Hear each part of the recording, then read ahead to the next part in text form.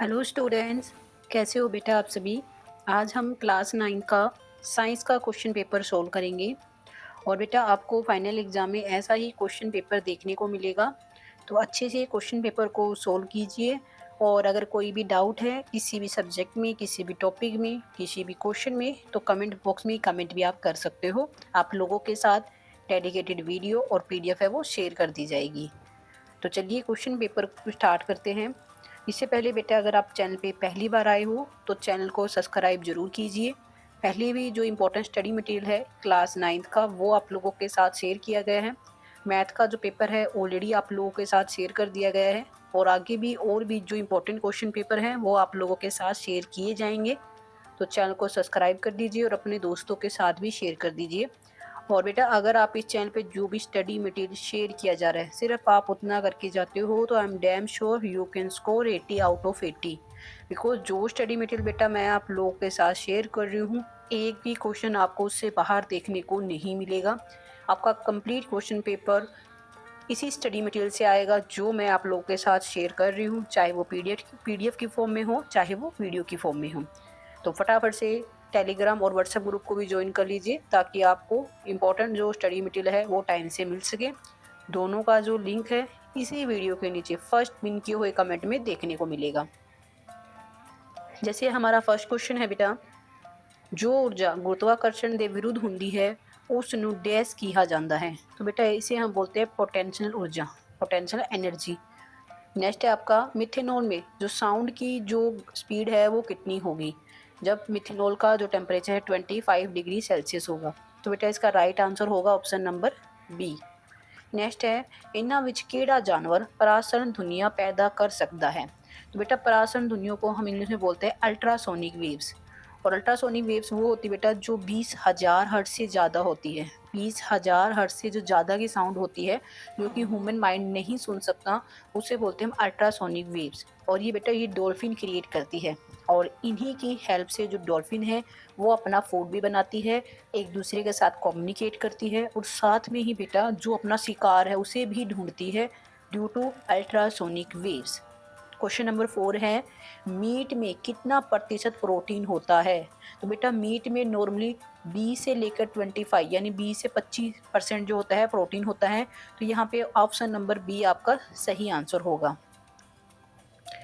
Question number 5 है जो poultry feed में जो प्रोडक्ट होते हैं उनमें से कौन सा विटामिन सबसे ज़्यादा होता है। पोल्ट्री जो फीड मतलब बेटा जो भी जैसे एग है, चिकन है, इन सब में कौन सा जो विटामिन है वो सबसे ज़्यादा होता है।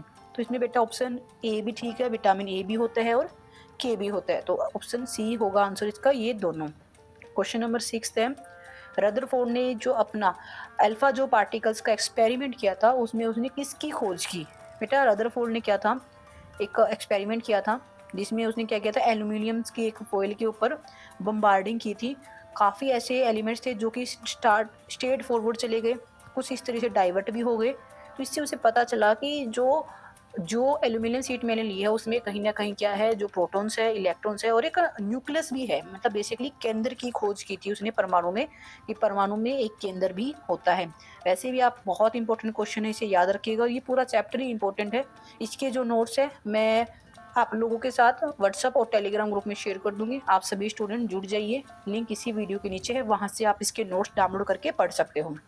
क्वेश्चन नंबर 7 है बेटा आपको इलेक्ट्रॉनिक कॉन्फ़िगरेशन बतानी है। इलेक्ट्रॉनिक कॉन्फ़िगरेशन कैसे, जैसे आपने स्कूल में पढ़ा होगा कि सबसे पहले तो एक न्यूक्लियस होता है, ठीक है, जिसमें कौन कौन से एलिमेंट होते हैं। इसमें होते हैं बेटा प्रोटॉन और न्यूट्रॉन। उसके बाद नेक्स्ट सेल्स होती है। तो बेटा जो फर्स्ट सेल्स होती है इसमें होती है 2, नेक्स्ट में होते हैं 8। ठीक है, तो यही आपको बताना था। इलेक्ट्रॉनिक कॉन्फ़िगरेशन बेसिकली आपको बतानी थी। यहाँ पे पर्टिकुलर आइटम का किसी का नाम नहीं दे रखा, ओनली कॉन्फ़िगरेशन ही पूछ रखी है। नेक्स्ट है इनमें से कौन सा प्लास्टिसाइड क्या होता है, बेरंग होता है। प्लास्टिसाइड बेटा सेल्स के अंदर होते हैं ये, ठीक है, सेल्स वाला चैप्टर पढ़ा है ना आप लोगों ने, उसमें है ये। सेल्स में बताना है आपको कौन सा ऐसा है जो कि बेरंग होता है, कलरलेस होता है। तो बेटा जो लिकोप्लास्टिसाइड होता है ये बिल्कुल बेरंग होता है, इसमें कोई कलर नहीं होता, बेसिकली ये वाइट कलर का होता है। और ये हमारी बॉडी में एज एंटीबॉडी काम करता है, एंटी सेल होता है ये। नेक्स्ट है इना विच केड़े जोड़क टिश्यू है। जोड़क टिश्यू बेटा जो कि जोड़ के रखते हैं हमारे टिश्यूज को, मसल्स को, बोन्स को, उनको बोलते हैं हम जोड़क टिश्यू। अब देखो बेटा, जो लिगामेंट्स है कौन सा ऐसा है जो कि बेरंग होता है, कलरलेस होता है। तो बेटा जो लिकोप्लास्टिसाइड होता है ये बिल्कुल बेरंग होता है, इसमें कोई कलर नहीं होता, बेसिकली ये वाइट कलर का होता है और ये हमारी बॉडी में एज एंटीबॉडी काम करता है, एंटी सेल होता है ये।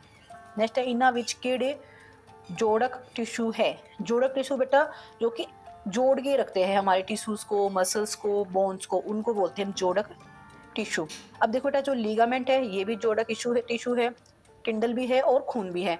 तो राइट आंसर होगा ऑप्शन नंबर डी। अब मुझे आप सभी बच्चों से मेरा एक क्वेश्चन है, सभी का होमवर्क है, अच्छे से एक बार बुक में चेक कीजिए और मुझे आंसर कमेंट बॉक्स में कमेंट करके ये बताइए कि लिगामेंट और टेंडल में फ़र्क क्या है। सिर्फ एक डिफरेंस है बेटा, एक तो मसल्स को जोड़ता है और एक बोन्स को जोड़ता है, हड्डियों को जोड़ता है। आपको ये बताना है कि कौन सा तो हड्डियों को जोड़ता है और कौन सा मसल्स को जोड़ता है। देखते हैं कौन स्टूडेंट सबसे पहले इसका सही आंसर देता है। नेक्स्ट क्वेश्चन बेटा, बांस के जो रूट है वो सबसे ज़्यादा तेज़ी से बढ़ती है, क्या रीज़न है उसका? मतलब बेटा जो बांस का जो पेड़ होता है उसका तना बहुत जल्दी ग्रो करता है, उसका रीज़न क्या है? तो बेटा इसका जो मेन रीज़न है वो है लेटरल मेरिस्टेमिक, ठीक है, जो कि उसके तने में होता है। बांस का जो पेड़ होता है बेटा इसके जो तना होता है उसके अंदर ये हार्मोन होता है। नेक्स्ट है किसी वस्तु की पहली ते अंतिम स्थिति के विचकार दी मापी गई छोटी ते छोटी दूरी। अब मैं आपको थोड़ा बेटा इसे अच्छे से एक्सप्लेन करती हूँ। देखो फिजिक्स है ये, अच्छे से समझोगे तो समझ आएगा, अदरवाइज तो फिजिक्स सबके ऊपर से जाती है। देखो क्या करना है, जैसे ये कोई चीज़ है, यहाँ से स्टार्ट हुई है, वो पहले यहाँ गई, फिर यहाँ गई, फिर यहाँ पे आ चुकी है लास्ट में। इसमें कहा है कि ये जो ए पॉइंट है और बी पॉइंट है, इन दोनों के बीच में सबसे छोटी दूरी कौन सी होगी बेटा? ये वाली होगी ना, सबसे डायरेक्टली। तो ये जो है ये इसे हम क्या बोलते हैं कि ए से कोई वस्तु बी पे चली गई है, तो ये जो डिस्टेंस कवर किया है इसे हम क्या बोलते हैं? इसे हम डिस्टेंस बोलते हैं, वेग बोलते हैं, क्या बोलते हैं? तो बेटा इसका डायरेक्टली आंसर होगा विस्थापन, कि एक्चुअल में कितना विस्थापन हुआ है, कितनी डिस्प्लेसमेंट हुई है। नेक्स्ट आगे क्वेश्चन देखते हैं बेटा, साथ साथ में कॉन्सेप्ट को समझते चलिए।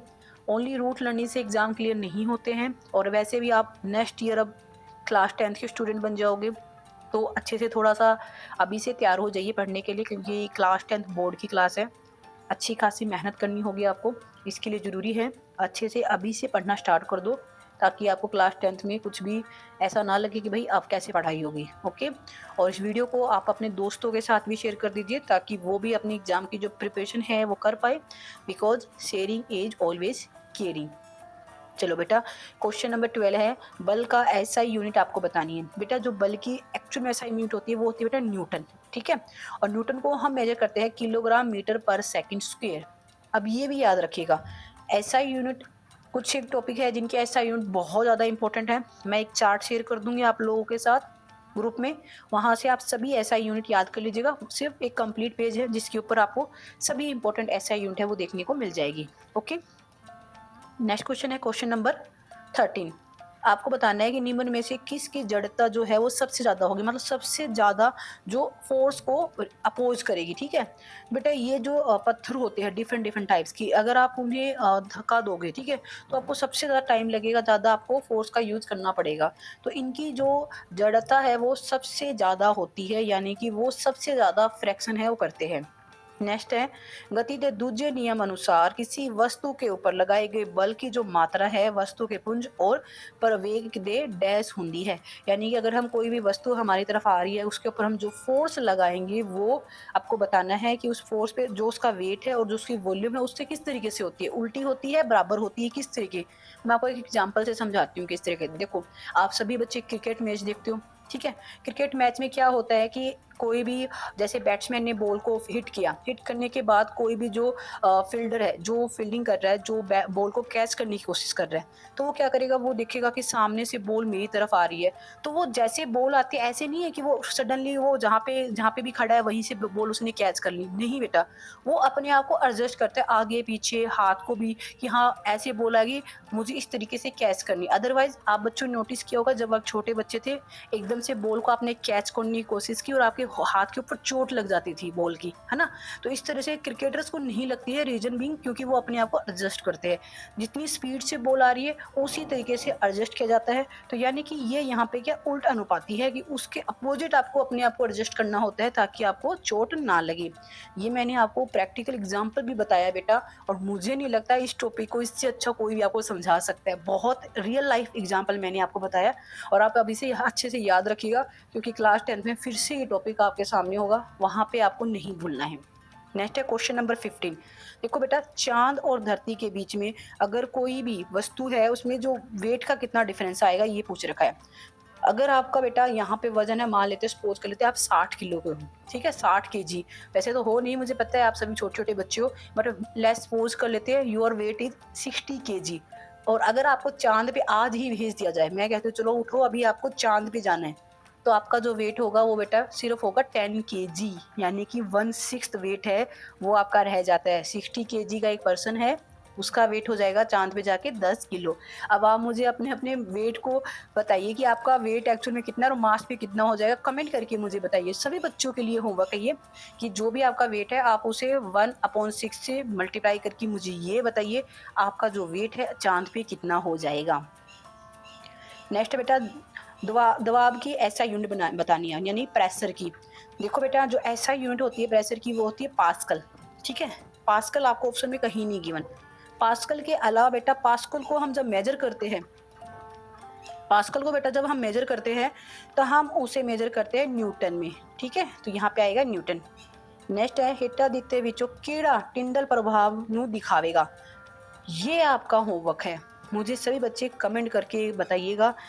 क्वेश्चन नंबर 17 आपका होमवर्क है, कमेंट करके बताइए मुझे फटाफट से इसका आंसर क्या होगा।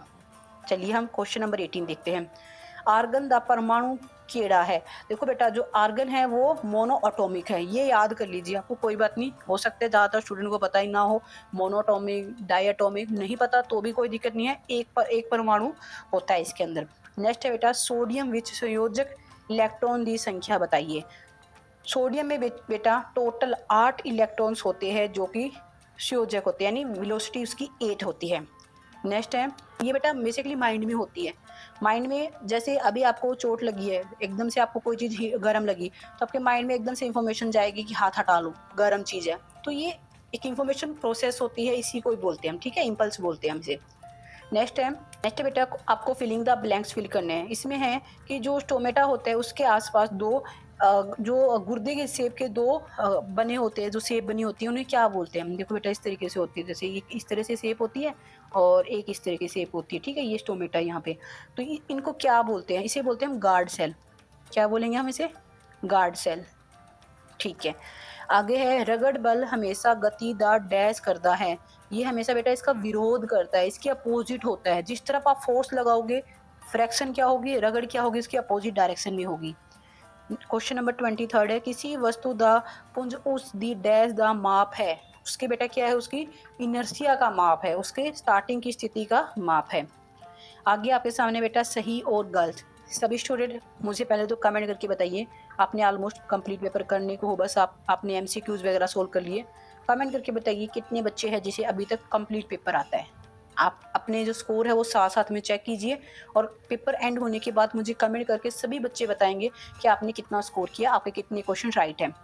नेक्स्ट है क्वेश्चन नंबर 24 है, किसी वस्तु ਦੇ ਕੋਲ मौजूद ऊर्जा ਨੂੰ ਉਸ ਤੇ कम ਕਰਨ ਦੀ ਸਮਰੱਥਾ ਦੇ रूप ਵਿੱਚ मापिया जाता है। ये बिल्कुल सही है बेटा, ये बिल्कुल राइट है। और है कि जो तरंग है उसके लिए हम वी का इस्तेमाल करते हैं, बेटा बिल्कुल सही है, ये वी सिंबल का हम यूज करते हैं। आगे है बेटा, आपको इनमें से ये क्वेश्चन के आंसर है, पार्ट सेकंड नेक्स्ट स्टार्ट होता है हमारा। और ये बेटा आप एक बार खुद ट्राई कीजिए, ठीक है? जैसे यहाँ पे दे रखा है कि किसी वस्तु को आपको अलग करना है तो कौन कौन से मेथड को अप्लाई करोगे। जैसे पानी से तेल को अलग करना है तो निस्तारण विधि का इस्तेमाल करेंगे हम, ठीक है? निस्तारण विधि से अलग कर देंगे। फूल की बहुत सारी पत्तियाँ हैं, उसमें से किसी पर्टिकुलर फूल की पत्तियों को अलग करना है, छांट लेंगे ऑटोमेटिकली, कोई दिक्कत नहीं है, तो बहुत ईजी है। ये आपके सामने है आगे और भी क्वेश्चंस। सबसे पहले सभी स्टूडेंट एक बार खुद से इन क्वेश्चंस को ट्राई कीजिए। अगर आपको किसी भी क्वेश्चन में, किसी भी सब्जेक्ट में कोई भी परेशानी है, कोई सब्जेक्ट आपको समझ नहीं आ रहा, कोई टॉपिक समझ नहीं आ रहा, तो कमेंट बॉक्स में कमेंट कर दीजिए और ग्रुप में ज़रूर जुड़िए बेटा। बहुत सारा स्टडी मटेरियल है जो कि शेयर किया जा रहा है, जो इंपॉर्टेंट स्टडी मटेरियल है बेसिकली वो शेयर किया जा रहा है और आपको उससे बाहर पेपर नहीं देखने को मिलेगा। तो अच्छे से तैयारी कीजिए और ये जो पेपर है अच्छे से प्रिपेयर कीजिए। ये सॉल्यूशन एक बार आप खुद से ट्राई कीजिए। बाकी इसका जो सॉल्यूशन है मैं आप लोगों के साथ शेयर कर दूंगी ग्रुप में, वहाँ से आप चेक कर सकते हो। प्लस पहले आप लोग खुद से ट्राई कीजिए, ओके। और इसका मैं इंग्लिश में भी पेपर आप लोगों के साथ शेयर कर दूंगी। काफ़ी स्टूडेंट है इंग्लिश मीडियम के लिए बोलते हैं, कोई बात नहीं बेटा, इंग्लिश मीडियम पेपर भी आपको मिल जाएगा ग्रुप में, आप वहाँ से डाउनलोड कर सकते हो इसे। ये बेटा काफ़ी इजी पेपर है और काफ़ी मतलब कह सकती हो आपकी बुक से ही है पूरा पेपर, कोई भी क्वेश्चन बाहर से नहीं आया है। जो भी बुक्स आप फॉलो कर रहे हो बस उनको पढ़ लीजिए और इसके अलावा मैं कुछ और पीडीएफ वगैरह शेयर कर दूंगी जहाँ से क्वेश्चन आएंगे, कुछ इंपॉर्टेंट गैस पेपर वगैरह भी, वो भी आप अच्छे से स्टडी कर लीजिएगा।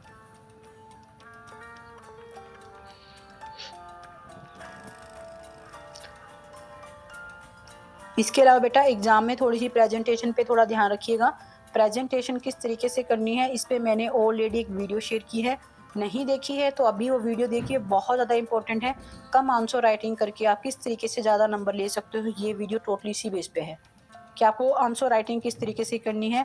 स्पेशली बेटा जो बहुत अच्छे पढ़ने वाले बच्चे हैं वो तो उस वीडियो को ज़रूर देखिए, बहुत ज़्यादा हेल्पफुल है आप बच्चों के लिए कि आपको ये पता चले कि आपके नंबर कहाँ पे कम हो जाते हैं। और जिन स्टूडेंट को ये है कि पता नहीं मैं पास होऊंगा भी या नहीं, उनके लिए भी इम्पोर्टेंट है कि वो अच्छे से उस वीडियो को देखिए और जो ट्रिक्स बताइए मैंने आप उन्हें फॉलो कीजिए। तो ये बेटा अब आपके सामने है ये लास्ट पार्ट।